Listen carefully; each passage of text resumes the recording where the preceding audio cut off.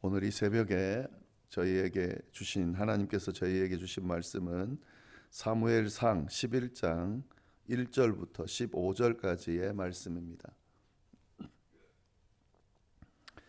제가 가지고 있는 성경으로 구약 성경 423페이지에 있습니다.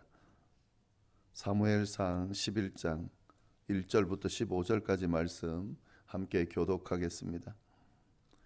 암몬 사람 나하스가 올라와서 길르앗 야베스에 맞서 진침해 야베스 모든 사람들이 나하스에게 이르되 우리와 언약하자 그리하면 우리가 너를 섬기리라 하니 암몬 사람 나하스가 그들에게 이르되 내가 너희 오른 눈을 다 빼야 너희와 언약하리라. 내가 온 이스라엘을 이같이 모욕하리라.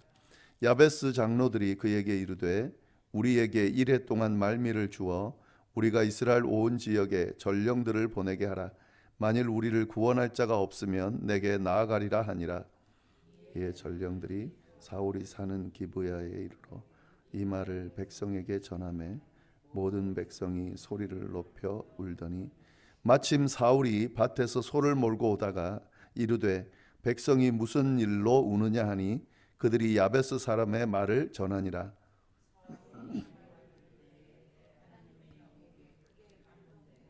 그의 노가 크게 일어나 한 겨리의 소를 잡아 각을 뜨고 전령들의 손으로 그것을 이스라엘 모든 지역에 두루 보내어 이르되 누구든지 나와서 사울과 사무엘을 따르지 아니하면 그의 소들도 이와 같이 하리라 하였더니 여호와의 두려움이 백성에게 임하매 그들이 한 사람 같이 나온지라. 세어보니 이스라엘 자손이 30만 명이 유다 사람이 3만 명이었더라. 무리가 와 있는 전령들에게 이르되 너희는 길르앗 야베스 사람에게 이같이 이르기를 내일 해가 더울 때에 너희가 구원을 받으리라 하라. 전령들이 돌아가서 야베스 사람들에게 전하매 그들이 기뻐하니라. 우리가 내일 너희에게로 나아가리니 너희 생각에 좋을 대로 우리에게 다 행하라 하니라. 다 같이 읽겠습니다. 이튿날 사울이 백성을 3대로 나누고 새벽에 적진 가운데로 들어가서 날이 어두울 때까지 암몬 사람들을 치매 남은 자가 다 흩어져서 둘도 함께 한 자가 없었더라. 네, 이 15절까지인데 제가 11절까지로 생각했네요. 12절 제가 읽겠습니다.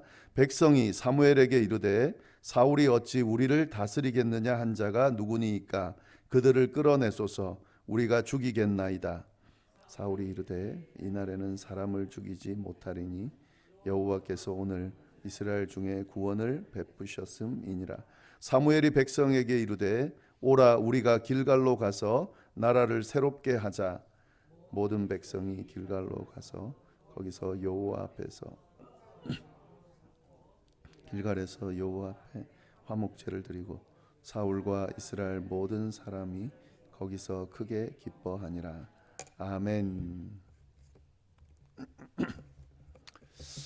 네, 우리가 방금 읽은 말씀 사무엘상 11장 말씀인데 이 내용을 보면은 이스라엘 초대 왕으로 사울이 세워지고 난 뒤에 처음으로 치르는 그 전쟁에 대한 내용이 나옵니다. 사무엘이 이제 왕으로 사울을 세웠거든요. 그리고 사울이 이제 왕이 되고 그 왕의 역할을 해야 되는데 이스라엘 사람들이 다 동의하고 인정한 것이 아니었습니다.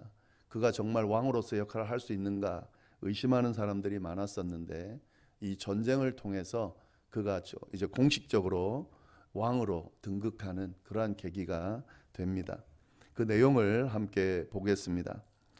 1절 말씀 보시면은 암몬 사람 나하스가 올라와서 길르앗 야베스에 맞서 진침해 야베스 모든 사람들이 나하스에게 이르되 우리와 언약하자 그리하면 우리가 너를 섬기리라 하니 암몬이 쳐들어왔다는 거죠.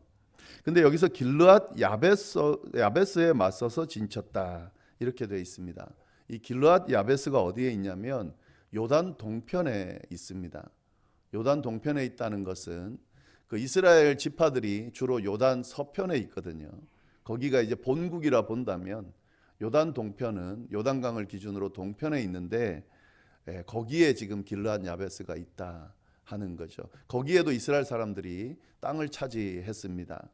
르우벤 지파하고 그 다음에 갓 지파하고 그리고 므낫세 지파는 반 지파가 요단 동편의 땅을 차지했는데 이스라엘이 요단 동편에도 그렇게 차지하고 있었습니다.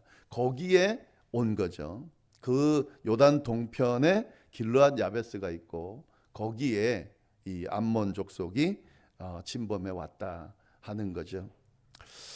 그렇게 해서 공격해 왔는데 여기서 보시면은 이 길르앗 야베스 사람들이 그 공격해온 암몬의 일종의 대장이죠. 나하스에게 뭐라고 이야기하냐면 싸울 생각하지 않고 우리와 언약하자 이렇게 언약을 하자고 조약을 하자고 그렇게 이야기를 합니다. 그러면서 뭐라 그러냐면 우리가 너희를 섬기겠다. 전쟁하러 왔는데 전쟁을 하기도 전에 조약하자고 이야기하면서 섬기겠다고 말하고 있습니다. 좀 이상하죠. 싸우지도 않고 조약하는 건 좋은데 섬기겠다고 말하는 건 싸우지도 않고 섬기겠다 말하는 건 좀 이상해 보입니다. 근데 그럴 수밖에 없는 것이 제가 말씀드린 이 길르앗 야베스의 위치 때문에 그렇습니다. 요단 동편에 있잖아요. 그러니까 지금 이 요단 동편에 있는 지역이 암몬, 모압 이런 강대국들하고 인접해 있습니다. 끊임없이 침략해 오고 그리고 그들이 침략해 왔을 때에 그들과 싸울 여력이 없었어요. 그 당시에는. 왜냐하면 주로 이스라엘 모든 족속들이 요단 서편에 있었고 요단 동편에는 사람들이 많지 않았습니다. 그리고 만약에 그들이 공격해 왔을 때 싸울 때에 본국에 있는 본토에 있는 이스라엘 백성들이 와서 도와줘야 되는데 요단을 건너 가지고 동편까지 와서 싸우려 하면 이미 늦어버리는 거죠. 전쟁에서 같이 싸울 수가 없는 거죠. 그래서 지금 싸우려고 하지 않고 뭐 싸워도 이길 수도 없고 하니까 화친을 이제 조약을 맺자고 하고 그리고 섬기겠다고 항복을 지금 이야기하는 거죠. 근데 이 암몬 사람 나하스가 어떻게 대답을 하는가? 2절 말씀 보시면 이렇게 대답을 합니다. 암몬 사람 나하스가 그들에게 이르되 내가 너희 오른 눈을 다 빼야 너희와 언약하리라. 내가 온 이스라엘을 이와 같이 모욕하리라. 나하스가 받아들이지를 않습니다. 그러면서 뭐라 그러냐면 너희 눈을 오른쪽 눈을 내가 다 빼면 그러면 그리고 너희를 모욕한 후에야 그걸 받아들이겠다. 그러니까 조약할 마음이 없는 거죠. 당연한 겁니다. 왜냐하면은 지금 이 암몬은 길르앗 야베스를 차지하려고 온 게 아니죠. 이스라엘 본토로 들어가서 이스라엘 전부를 차지하려고 온 거죠. 그러니까 지금 길르앗만 섬기겠다, 이 땅만 차지하고 끝내려고 하는 게 아니기 때문에 받아들일 수가 없는 거죠. 그러면서 도리어 모욕하면서 거절을 하고 있는 겁니다. 이걸 어떻게 알 수 있냐면요. 3절 말씀 보시면 이렇게 되어 있습니다. 야베스 장로들이 그에게 이르되 우리에게 이레 동안 말미를 주어 우리가 이스라엘 온 지역에 전령들을 보내게 하라. 만일 우리를 구원할 자가 없으면 내게 나아가리라 하니라. 7일 동안 좀 시간을 달라는 거예요. 그래서 우리가 본국에 있는 이스라엘 사람들에게 도와달라고 요청해서 그들이 도와주러 오지 않으면 너희를 섬기겠다. 이렇게 말하면서 시간을 벌려고 하고 있습니다. 근데 나하스가 그걸 허락을 해요. 이게 전쟁에서 사실은 좀 일어날 일이 아니죠. 본토에 있는 사람들이 와서 도와줄 시간을 그렇게 주겠다는 게 말이 안 되잖아요. 왜 이렇게 하냐면 이들의 최종 목표는 길르앗 야베스가 아니기 때문에 그렇습니다. 본토에 있는 이스라엘 전체를 차지하려고 하고 있기 때문에 그렇게 뭐 어차피 다 싸울 거기 때문에요. 그렇게 지금 그 7일간의 기간을 주게 되는 거죠. 그렇게 해서 이 전령을 보냅니다. 그래서 본토에 있는 사람들에게 암몬이 쳐들어왔으니까 도와달라고 그렇게 요청을 합니다. 4절 보시면은 전령들이 이스라엘 본토로 갑니다. 이르러 이에 전령들이 사울이 사는 기브아에 이르러 이 말을 모든 백성에게 전하매 모든 백성이 소리를 높여 울더니. 근데 여기서도 우리가 좀 잘 봐야 됩니다. 이스라엘 온 지역의 전령들을 보내게 하라 하고 보냈는데 이 전령들이 지금 어디로 갔느냐 하는 거죠. 사울이 사는 기브아로 갔습니다. 예. 근데 여러분 이걸 좀 잘 봐야 되는 게요. 이 기브아라고 하는 곳이 어디에 있냐면 베냐민 지파 안에 있습니다. 근데 이스라엘 지파 중에 가장 작은 지파가 베냐민 지파예요. 근데 이 전쟁에 도움을 요청하러 보냈는데 베냐민 지파에게로 보냈다는 거죠. 그리고 모든 지역에다 보낸다고 했는데 왜 이 기브아로 보냈냐는 거죠. 예, 사울이 사는 기브아다 하는 거죠. 사울이 왕으로 세워졌다고 선포가 됐기 때문에 왕이 있는 곳에 보낸 거예요. 그러니까 지금 여기서 우리가 좀 잘 봐야 될 것은 사울이 지금 왕으로 세워졌다라는 사실을 우리가 알 수가 있는 거죠. 이스라엘 사람들은 사울을 왕으로 생각은 하고 있습니다. 세워졌으니까. 그러나 모든 이스라엘 백성들이 다 믿는 것은 아니다 하는 거죠. 요 내용을 좀 잘 보면 좋겠습니다. 네, 그리고 이제 그렇게 해서 사울이 사는 기브아로 보냈는데 이제 어떤 일이 일어나는가?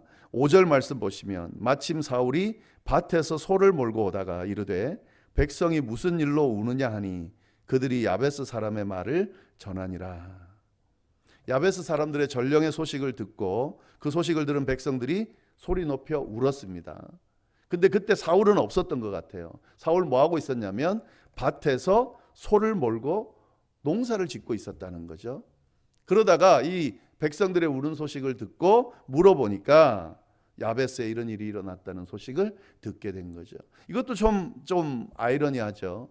왕이 지금 농사 짓고 있는 거예요. 그래서 이 당시의 분위기를 우리가 잘 알 필요가 있는데 왕이 세워졌지만 왕정 시대가 어떤 건지, 왕이 통치하는 시대가 어떤 건지를 이스라엘 백성들이 지금 모르고 있는 거예요. 이 모습은 사사 시대 모습과 똑같습니다. 이스라엘에 사사들이 있었는데 이 사사들은 왕이 아니거든요. 하나님께서 때마다 이 어떤 주변 나라들이 침략해 왔을 때, 위기에 처했을 때 그 사람들이 하나님께 도움을 요청하면 사사들을 세웠습니다. 근데 그 사사들은 각 지파 중에 누군가가 세워져요. 그러면 그 사사가 그 위기를 모면하는 겁니다. 그리고 그 지파 안에서 그냥 생활하는 거예요. 예, 그러니까 왕이 아닌 거죠. 지금 사울이 보여주는 모습은 사사 시대의 사사의 모습을 지금 보여주고 있습니다. 아직까지는 왕정 시대로 그렇게 넘어가지 않았다는 것을 알 수가 있는 거죠. 네, 그렇게 해서 사울이 듣게 됐습니다. 그 사울이 듣고 이제 자기가 왕으로 임명을 받았으니까 역할을 해야 되잖아요. 그래서 분노하면서 이제 이스라엘 전역에다가 연락을 합니다. 그래서 지금 길르앗 야베스가 이런 상황이고 그걸 전쟁을 해야 되기 때문에 전쟁할 사람들을 보내라라고 해서 모읍니다. 그래서 33만 명이 모이게 되는데 이때 이제 사울이 그 자기가 몰고 있던 소 2마리를 잡아가지고 각을 다 떠가지고 각 지파마다 보내서 너희가 만약에 오지 않으면 이렇게 될 거다라고 약간 협박성 메시지를 전하면서 오게 해서 모은 사람이 33만 명이죠. 그렇게 해서 33만 명이 모여가지고 길르앗 야베스로 가게 되고 전쟁을 치러서 이기게 됐다 하는 내용이 오늘 그 사울이 처음으로 전쟁한 내용입니다. 자, 여기서 우리가 이 사울의 첫 번째 전쟁을 통해서 우리가 깨달을 수 있는 그런 모습들, 그걸 좀 보면 좋겠는데요. 이 전쟁에서 이기고 난 뒤에 이 백성들의 반응을 좀 보면 좋겠습니다. 그 내용이 12절, 13절에 나오는데요. 백성이 사무엘에게 이르되 사울이 어찌 우리를 다스리겠느냐 한 자가 누구니까 그들을 끌어내소서 우리가 죽이겠나이다. 사울이 이르되 이날에는 사람을 죽이지 못하리니 여호와께서 오늘 이스라엘 중에 구원을 베푸셨음이니라. 이 전쟁에서 이기고 난 이후에야 사울이 드디어 왕으로 인정받게 됐다는 거죠. 그냥 세워졌을 때는 이스라엘 사람들이 다 동의하지 않았습니다. 반대하는 사람들도 있었습니다. 그런데 이 전쟁에서, 암몬과의 전쟁에서 이기는 그 모습을 보고 드디어 사람들이 사울을 왕으로 인정하게 됐다 하는 거죠. 근데 여기서 우리가 이스라엘 백성들의 참 그 어리석은 모습, 완악한 모습을 보게 되는데요. 하나님 앞에 그 왕을 세워달라고 요구하는 것도 참 잘못인데, 지금 하나님이 그들의 요구에 따라서 사울을 왕으로 세우셨어요. 왕으로 2번이나 세워졌습니다. 지금 사울의 왕으로 세워지는 과정을 보면 한 번이 아니에요. 사람들 앞에 2번이나 왕으로 세워지는 과정이 있습니다. 그럼에도 불구하고 안 믿어요.